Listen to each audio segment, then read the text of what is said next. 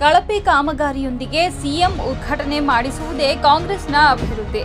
JDS ನಾಯಕರಿಂದ ತೀಕ್ಷ್ಣ ವ್ಯಂಗ್ಯ, ಅಧಿಕಾರಿಗಳ ವಿರುದ್ಧ ಕಿಡಿಕಾರಿಕೆ.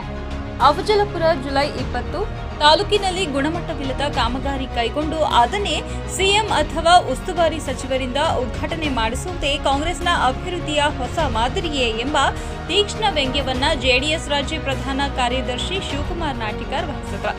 ಪಟ್ಟಣದ ಜೆಡಿಎಸ್ ಕಚೇರಿಯಲ್ಲಿ ಏರ್ಪಡಿಸಿದ್ದ ಪತ್ರಿಕಾಗೋಷ್ಠಿಯಲ್ಲಿ ಅವರು ಮಾತನಾಡಿದರು.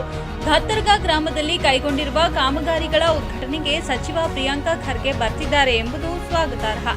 ಆದರೆ ಕಾಮಗಾರಿಗಳ ಗುಣಮಟ್ಟವೇ ಕುಂದು ಹೊರೆಯಾಗಿದೆ. ಅವುಗಳನ್ನು ಸಾರ್ವಜನಿಕರಿಂದ ಮುಚ್ಚಿ ಹಾಕುವುದಕ್ಕಿಂತಲ್ಲದೆ ಉದ್ಘಾಟನೆ ಮಾಡಿಸುತ್ತಿರುವುದು ಜನತೆಗೆ ಮೋಸ ಮಾಡುವಂತಾಗಿದೆ ಎಂದರು. ಗುಣಮಟ್ಟವಿಲ್ಲದ ರಸ್ತೆ ಮತ್ತು ಡಿವೈಡರ್ ಕಾಮಗಾರಿ. ತಾಲೂಕಿನ ಹಲವು ರಸ್ತೆಗಳು, ಡಿವೈಡರ್ಗಳು ನೋಡುವುದಕ್ಕೆ ಚೆನ್ನಾಗಿದ್ದರೂ ಒಳಗೊಂಡಿರುವ ಗುಣಮಟ್ಟ ಶೋಚನೀಯವಾಗಿದೆ. ಟೆಂಡರ್ ಪ್ರಕ್ರಿಯೆಗೂ ಮುನ್ನ ಅಡಿಗಲ್ಲು ಇಟ್ಟುಕೊಂಡು ಹೋಗುವುದಿಲ್ಲ. ಕಾಮಗಾರಿ ಆರಂಭವಾದ ಮೇಲೆ ಅದನ್ನು ನಿರಂತರವಾಗಿ ಪರಿಶೀಲಿಸಬೇಕಾಗುತ್ತದೆ ಎಂದು ಹೇಳಿದ್ದಾರೆ. ಅಧಿಕಾರಿಗಳ ಗಂಭೀರ ಆರೋಪ.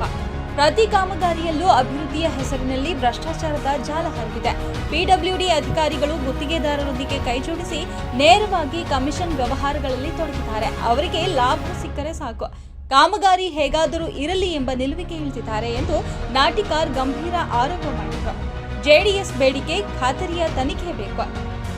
ಶಿವಕುಮಾರ್ ನಾಟಿಕಾರ್ ಅವರು ಸರ್ಕಾರದ ಗಮನವನ್ನ ಈ ಕಳಪೆ ಕಾಮಗಾರಿಗಳ ಕಡೆ ಸೆಳೆದು ಸಂಬಂಧಪಟ್ಟ ಇಲಾಖೆಯು ಸ್ಥಳ ಪರಿಶೀಲನೆ ಮಾಡಿ ಶಿಸ್ತಿನ ಕ್ರಮ ಕೈಗೊಳ್ಳಬೇಕೆಂದು ಒತ್ತಾಯಿಸಿದರು.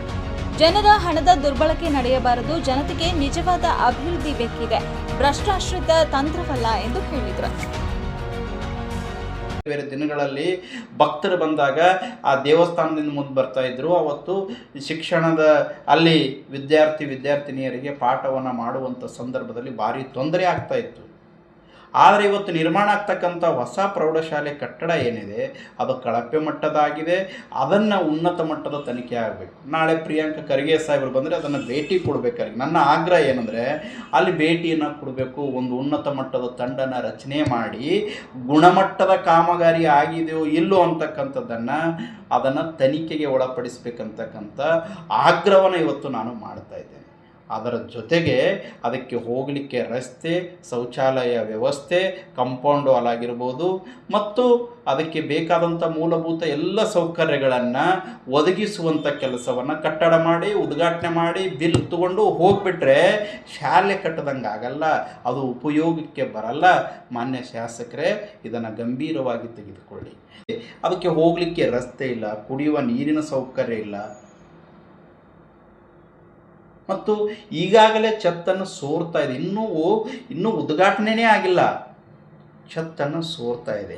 ಯಾಕೆ ಈ ಪರಿಸ್ಥಿತಿ? PWD ಇಲಾಖೆಯ ಅಧಿಕಾರಿಗಳು ಇದನ್ನು ಸರಿಯಾಗಿ ಯಾಕೆ ಅನುಷ್ಠಾನ ಮಾಡ್ತಕ್ಕಂಥ ಅಧಿಕಾರಿಗಳು ಯಾಕೆ ಇದನ್ನು ಸರಿಯಾಗಿ ಮಾಡಲಿಲ್ಲ?